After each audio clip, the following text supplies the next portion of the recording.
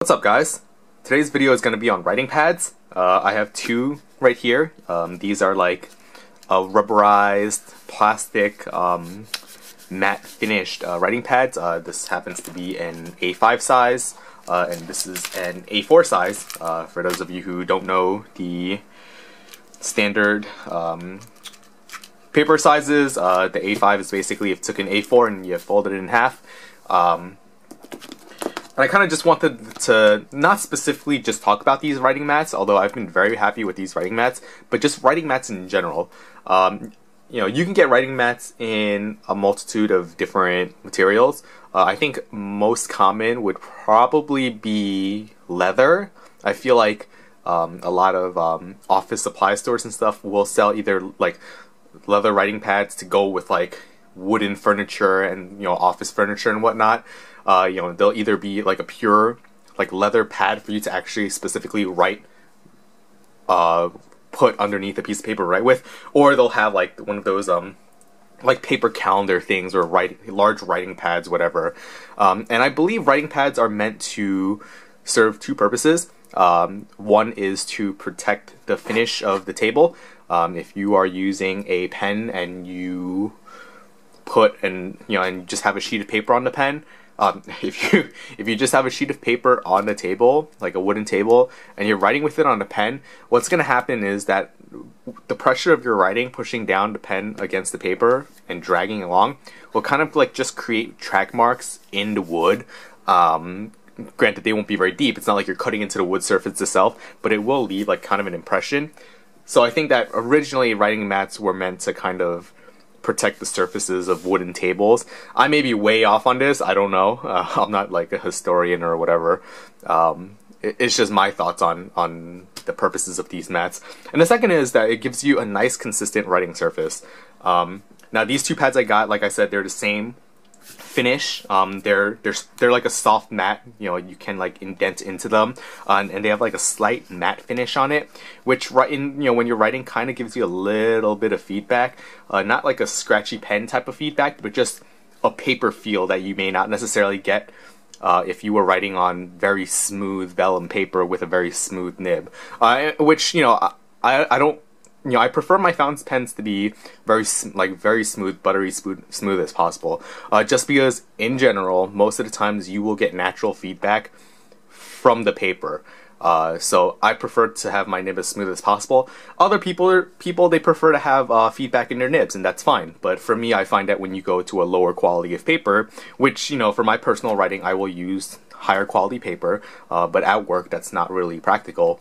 So if you have a nib with feedback, you'll tend to have problems with it catching against the paper, and you'll get even more feedback, basically, than if you were just using really good paper. With this, it gives me a consistent writing surface feedback, whether it be on cheap paper or very nice smooth paper. I will still kind of feel the surface underneath it, and I don't mind. I would have preferred the soft matte, but in a smooth finish. Unfortunately, where I got these from, I got these from Nanami Paper. I believe they're imported from Japan. The price, they're priced relatively well. They're a few dollars a piece. The larger mats sell for more. He has several options. He has the soft mats, which I believe the soft mat only comes in a matte finish. He also has hard plastic mats, which are thinner, almost like I guess you could almost compare it to a plastic clipboard, except much thinner. And that he has both textured matte finish and smooth surface. Now, I had never really considered about using a writing mat. In general, when I do personal writing, it'll be either in a notebook or something like this. This is a Rhodia, I forget the size, Rhodia number 8 pad, I think. And because you have a large, kind of, not anymore, but generally you have a relatively thick stack of paper, you don't feel the writing surface underneath it because it's just cushioned by multiple sheets of paper. But if you're writing on loose leaf, like for me at work, I print out on regular 8.5 by 11 copy paper, and I write on that, I feel the surface of what I'm writing at underneath. a lot. And in general, it's not like I'm gonna have a huge stack of paper. It may be 1 or 2 sheets. Sometimes maybe it'll be 4 sheets stacked, and at that point it's not so bad. But if it's just 1 or 2 sheets, you tend to feel the table surface a lot when you're writing, regardless of the paper or the pen. And working in like a test environment, the benches are not the most, like, they're not in the most pristine condition. I have like random like wire leads and insulation that was what's it called, wire insulation that was stripped off and stuff, or people will cut directly on the table if they need to cut like pressboard or something, which I always tell people not to do because you end up marking up the tables. But people don't care because it's not their surface, it's not their table at home, so they don't really care if they gouge out the table, and then all of a sudden when you're writing you hit that gouge and then your line gets skewed off, or you put a hole in your paper. And that's when a mat really comes in handy, and why the larger A4 size I plan to bring to work. This one I just keep here with this pad. I still like to use. It's still nice to have, even though I have a large stack of paper. Obviously, so you see that I'm getting close to the very end of this pad, and as I get towards the end of the pad, obviously the cushioning with the layers of paper will get less and less. So the pad doesn't add that much bulk or weight for me to carry every day with this pad, so that's what I plan to do with it. This I will bring to work and start using at work. The reason why I started looking into writing surfaces, writing pads, was because working on electronics, every bench will have an ESD or electrostatic discharge mat, and those are very similar in this. Like, they're slightly pebbled. They have like a slight pebbly surface texture to them, but at the same time they're also soft. They're around the same thickness actually. Well, ESD mats are probably a little thicker, but one time when I was writing, I didn't have room on the bench anymore, so I just threw the datasheet on the ESD mat. I wasn't working on electronics on it at the time, so it didn't matter. I wasn't really worried about creating static by putting paper on the ESD mat. But I was just writing on it. It was like, I felt like, I was writing with a fountain pen. I felt, wow, this is a really nice cushioned feel. Now, obviously, I knew at that point, well, it's obviously because of the matte surface. How can I replicate this? And, I found a few options, but they were all very large, and they were all meant for having like an office desk and just placing it down in a large surface area, which wasn't very practical for me. I would prefer something more portable, something smaller.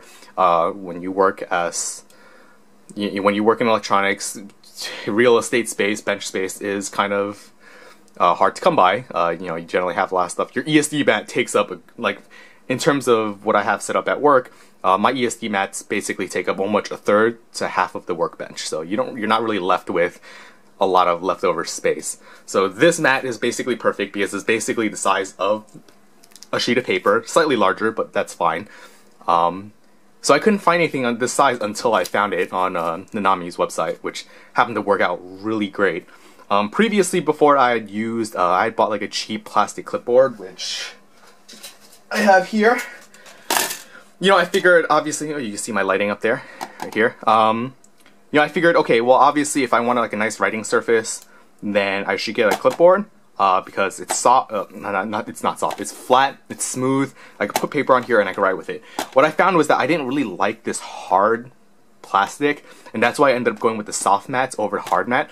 Is because there's no give with this plastic. When you put your pen down onto the paper, you can basically feel hard plastic underneath, and it wasn't the same cushioned feeling as it was when I was writing on the ESD mat. So, while it was better than writing just on the bench, on the workbench itself, it still wasn't that great of a writing experience. So, I definitely highly recommend you guys look out for like a soft mat. Just, or even if you have like a nice, really smooth piece of leather, just try writing on it. Try putting a piece of paper on it and writing on it, and just feel the difference between the writing experience on a hard surface versus a soft surface. And I feel like a lot of people, especially if you write for a long period of time, you'll probably enjoy the soft surface a lot more. Like I said, these came from Nanami Papers. I don't remember the exact website, but if you look up Nanami paper, you'll find the site. And they only go for, I think, this A4 size goes for like $5. The A5 size probably, I think, goes for $3 and like a few dollars for shipping. So definitely not overly expensive, and they seem very durable. The only problem is if you do end up wanting like a very large desk thing, they don't have anything that large. But for something to travel with, or just, you know, in general, you're not going to write more than a standard copy paper size or an A4 size, so you should be okay with these. So I hope you guys enjoyed this video. I hope you give writing mats a consideration, and thanks.